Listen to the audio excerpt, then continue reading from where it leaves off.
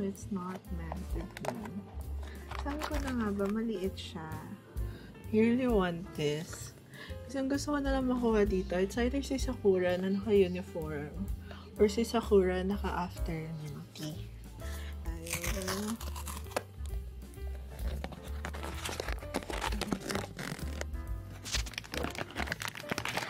Hindi ko makita yung card. Oh my god. Gusto ko pumikit. At natin ito dito.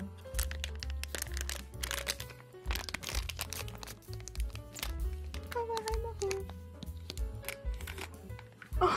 Si Tomoyo ulit na ko. Ayan siya. Hindi ko na siya i-unbox. So, ayun. So, it's not meant to be. Sabi ko na nga ba, maliit siya. Ang feeling ko. Diba siguro dapat yung shape niya.